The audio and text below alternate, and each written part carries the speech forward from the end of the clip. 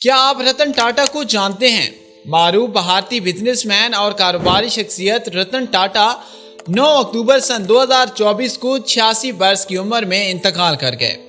आपको बताएं कि रतन टाटा के पास कितनी दौलत थी और उन्होंने जिंदगी में क्या कुछ कमाया। रतन टाटा जिन्होंने कभी भी शादी नहीं की और ना ही उनकी कोई औलाद है, तो अब उनकी करोड़ों की जायदाद किसको मिलेगी? दोस्तों, बात करने का मकसद ये है कि लगभग 16,048 करोड़ नेटवर्थ के मालिक 86 साल रतन टाटा पीर के रोज हॉस्पिटल में दाखिल हुए, जहां उनके मुख्तलिफ टेस्ट किए जाने थे। रतन टाटा मुंबई की ब्रिज कैनेडी हॉस्पिटल में जेर इलाज थे, जहां उन्हें चंद रोज पहले ब्लड प्रेशर में कमी की शिकायत पर हॉस्पिटलाइज किया गया।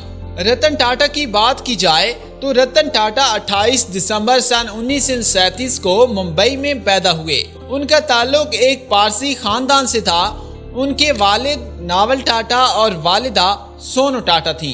रतन टाटा के वालिदैन में उस वक्त अलैदगी हुई जब रतन टाटा की उम्र 10 वर्ष थी, जिसके बाद उनकी परवरिश उनकी दादी ने की थी। उन्होंने अपनी इब्तदाई तालीम भारत में हासिल की और बाद में carnal university Harvard business school से भी मजीद तालीम हासिल की। उन्होंने कार्नल से 1962 में फने तामीर में डिग्री हासिल की। उन्होंने 1975 में हार्वर्ड से एडवांस मैनेजमेंट प्रोग्राम भी मुकम्मल कर लिया।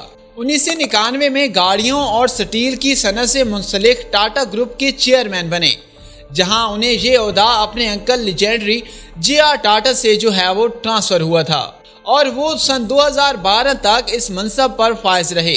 इसी दौरान उन्होंने टाटा ग्रुप के बिजनेस को एक्सपेंड करते हुए दीगर शोबों में भी कारोबार का आगाज किया। उन्हीं की क़यादत में टाटा मोटर्स ने एक ऐसी गाड़ी भी इंट्रोड्यूस करवाई जिसे दुनिया की सबसे सस्ती तरीन गाड़ी कहा गया, और एक अंदाजे के मुताबिक रतन टाटा लगभग 16,048 करोड़ रुपए भारतीयों की नेटवर्थ के मालिक थे।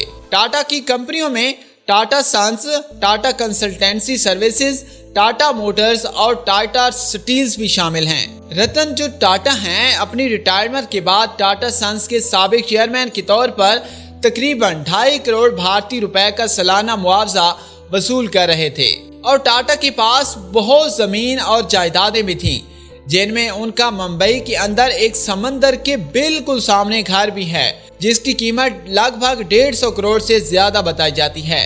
रतन टाटा ने कभी शादी नहीं की और अपनी जिंदगी का ज्यादातर हिस्सा कारोबार और इंसानी खिदमत में गुजारा। वो अपनी सादगी और शराफत की वजह से भारत में एक मिसाली शख्सियत के तौर पर जाने जाते थे। रतन टाटा ने शादी नहीं की और ना ही उनके कोई बच्चे थे, और सन 2011 में उन्होंने कहा कि मैं 4 बार शादी के करीब पहुंचा, लेकिन हर बार किसी न किसी वजह से मुझे पीछे हटना पड़ा। और सन 1998 में टाटा की क़यादत में टाटा मोटर्स ने टाटा एंटीका को इंट्रोड्यूस करवाया, जो हिंदुस्तानी गाड़ियों की सनत की तारीख में बहुत अहम मोड़ है। ये हिंदुस्तान की पहली देसी साख्त मुसाफिर ऑटोमोबाइल थी, जिसने मुल्क के ऑटोमोटिव इंडस्ट्री को बदल कर रख दिया। और सन 2008 में रतन टाटा को आवाम के लिए सस्ती गाड़ियां बनाने की ख्वाहिश को टाटा नैनो इंट्रोड्यूस कराया गया, जिसकी कीमत खास तौर पर 1 लाख रुपए थी। दोस्तों, इस तकनीकी कमाल ने मजीद हिंदुस्तानी खानदानों के लिए गाड़ियों की जो मलकियत है उसको मुमकिन बनाने की कोशिश की। और सन 2012 में टाटा ग्रुप के चेयरमैन के ओहदे से सबकदोश होने के बाद उन्हें Tata sons, Tata industries, Tata motors, Tata steels और टाटा केमिकल का चेयरमैन एमिरेट्स बना दिया गया। और रतन टाटा अपनी फलाही सरगर्मियों की वजह से बहुत मशहूर थे।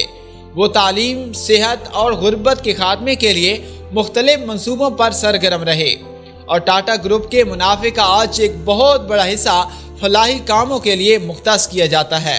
रतन टाटा को भारतीय हुकूमत की जानिब से पद्म भूषण 2000 और पद्म भूषण सन 2008 जैसे टाइटल से भी नवाजा गया। इस वीडियो के बारे में आप क्या कहते हैं, नीचे कमेंट सेक्शन में जरूर बताइएगा। अपना और अपने प्यारों का रखिएगा ढेर सारा ख्याल। अल्लाह ने निगहबान।